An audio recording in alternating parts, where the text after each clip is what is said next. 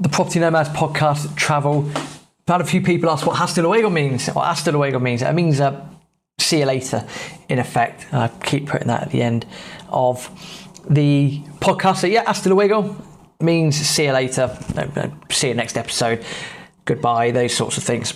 Hopefully that answers that question. So we were in Punta del Diablo. We'd arrived at Punta del Diablo. It was a nice, quiet place. It was winter time, wasn't that busy. Could definitely see why and how that place would be incredibly busy in their summertime, without a shadow of a doubt. Turned up, dropped the bags off, went for a nice long walk. It was windy. It was, picturesque, big boulders everywhere. Jumping up and down on boulders and trying to traverse rock formations in flip-flops. Highly recommend not doing that. Do wear sensible footwear if you're doing anything like that. It will make life a hell of a lot easier, to say the least. We'd gone for a couple of walks around the village, as we'll call it, and even though we did have a laugh about this, even though there's about 20 houses or so in the village, we still ended up getting lost and not being able to find the hostel for about half an hour, much to our amusement. We'd taken a wrong turn somewhere. Again, it's not like it's the most ridiculously built up area in the world. So still managed to lose our way getting back to the hostel one of the times. But we'd also got into the habit of making relatively quick decisions. When you turn up to a place, you can kind of get a feel for a place straight away. And once we turned up, we got off the bus initially and walked to the hotel or the hostel. We kind of knew that, one evening there would be enough. We could go for a nice long walk, have a nice evening at the hostel, and we knew we can get the bus the following day about 11 o'clock or so down to Punta del Este, which is like the South American playground, as we later found out. But the key thing that happened in Punta del Diablo, and this was touched upon in the Brazil episode, I was jumping ahead of myself, talking about visiting islands in Rio. When we were having breakfast the following morning, this dulce de leche, which we've mentioned before, someone put it in their coffee. And I couldn't quite believe what I was seeing. I mean, I was loving that stuff. Bread and dulce de leche is the ultimate lunch, as far as I'm concerned, when I was out there. Someone had cut on a big spoonful and had put it in their coffee. I think my jaw hit the floor when I saw that, and I remember saying to the person in the hostel, "Is that a normal thing to do in Uruguay?" And the answer was yes. So you get your black coffee, get your dulce de leche, mix the dulce de leche in the coffee, and whoo man, yeah, I kid you not, that was scrumptious. Great way to start the day. Coffee with some dulce de leche and then some bread with dulce de leche. Basically anything that's dulce de leche. Punta del Diablo had come and gone. We plodded along to Punta del Este. Weren't really sure what to expect. We'd read good things about it. A couple of people that we met that had been there said it was really good. And in the mindset, as we were all the trip, how cheap can we make things? I figured out that, we both enjoy walking anyway. So, the longer the walks we can go on, the better. We'd read about a couple of things that we saw. That you could go and see. A couple of walks you could do. One was getting a bus all the way up to Punta Ballena, which is on a bay. I'm trying to appreciate it's a podcast, but if you think about Punta del Este, it's at the bottom of a peninsula. Maybe it's a bit like Weymouth to an extent geographically. You're at the bottom of a peninsula. You then got a road that goes to a smaller island to the south of it.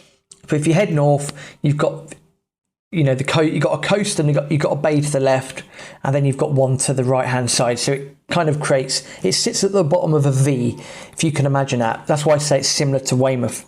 So we knew that we could get a bus to Punta Ballena, which was on the west side. Again, relying on public transport, there was one bus a day apparently that stopped off at Punta Ballena. And we knew that by going there, we could visit the lighthouse at Punta Ballena, visit all the different buildings up there, the Museo Casa Pueblo as well. It basically, in a nutshell, Museo Casa Pueblo, which is on the point of Punta Ballena, it kind of looks like it was designed by Gaudi, and it looked like Santorini as well. Just these whitewashed buildings hugging the cliffs, overlooking the rocky shores below. people selling their arts and crafts. It was an incredible sight, an absolutely incredible sight. And we knew that by doing that we'd set ourselves up for about a 15, 16 kilometre walk back into the hostel.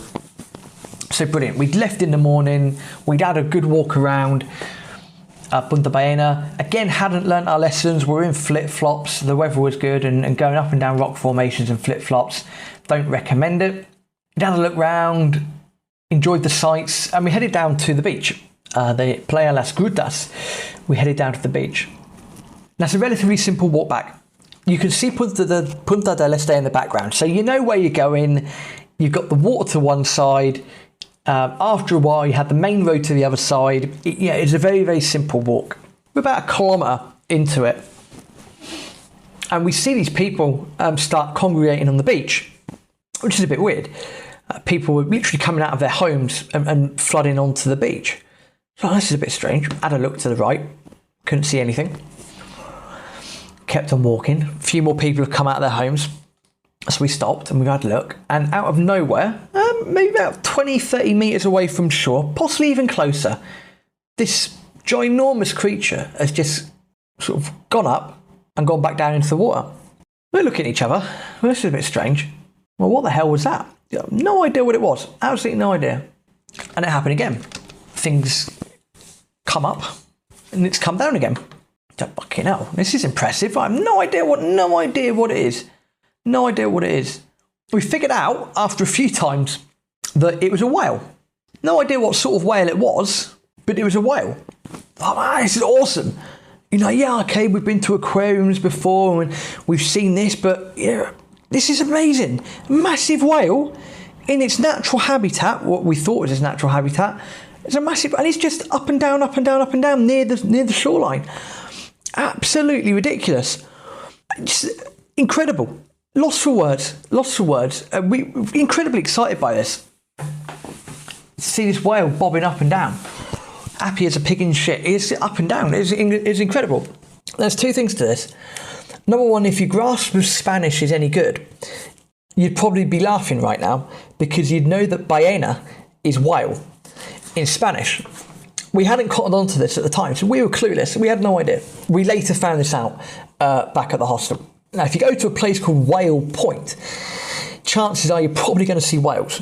We hadn't put two and two together at all. And secondly, it goes with the name Whale Point. But yes, this was a perfect natural habitat for these particular types of whales, which are called southern right whales, just for your information.